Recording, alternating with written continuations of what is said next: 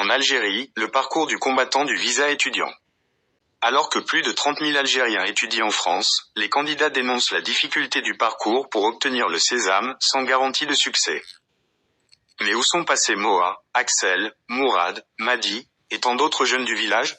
S'interroge Yazid, 45 ans.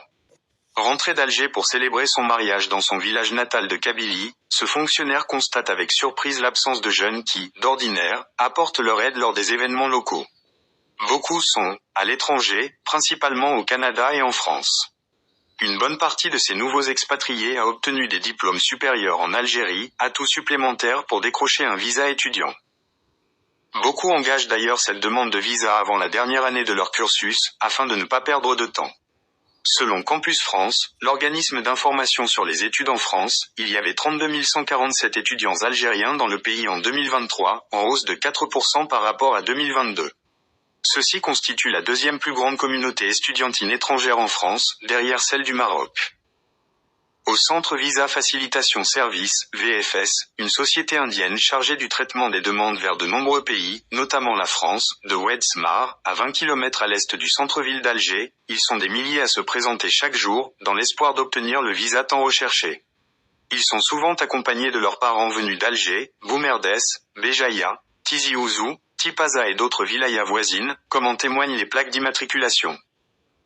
En cette matinée de septembre, Manal, 23 ans, qui a terminé ses études en langue française à l'Institut des langues de Bouzarea et obtenu l'aval d'une université parisienne pour un programme de post-graduation, confie que, décrocher ce visa, ce serait vraiment l'accomplissement de tous mes rêves. Elle aussi dans l'attente, Amani, inscrite à la Sorbonne Nouvelle, raconte pour sa part ses difficultés dans la quête de ce document administratif.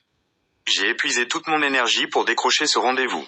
La prise de rendez-vous, censée être une simple formalité, s'avère être l'étape la plus contraignante de tout le parcours des postulants aux études en France, dit-elle. Manal, qui a reçu l'acceptation de l'université Paris 8, renchérit, et rien n'est gagné.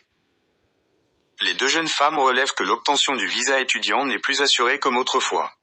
Malgré des dossiers complets, incluant l'accord de l'université d'accueil, le test de langue validé, les frais payés, l'attestation de virement irrévocable, à vie, d'un montant de 1 154 000 dinars, environ 8 000 €, et un hébergement réservé, plusieurs de leurs amis se sont vus refuser, sans explication claire, le sésame.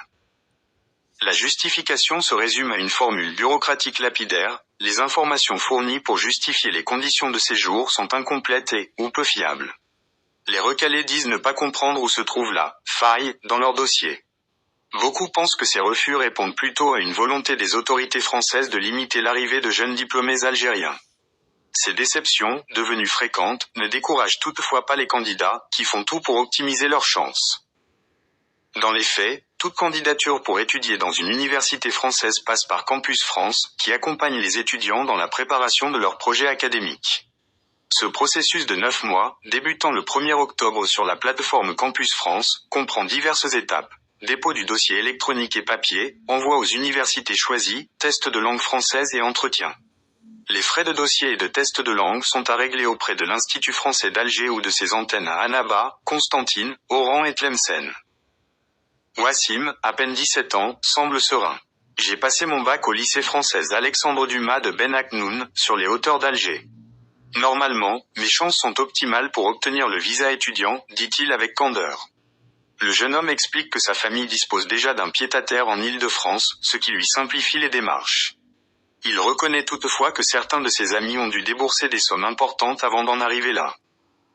Ils ont dépensé environ 10 000 dinars pour le dossier et entre 12 000 et 19 000 dinars pour le test de langue, soit un peu plus de 200 € au taux de change officiel, en plus des frais de visa, 99 €, de l'avis et des économies nécessaires pour les premiers mois avant de trouver un petit boulot.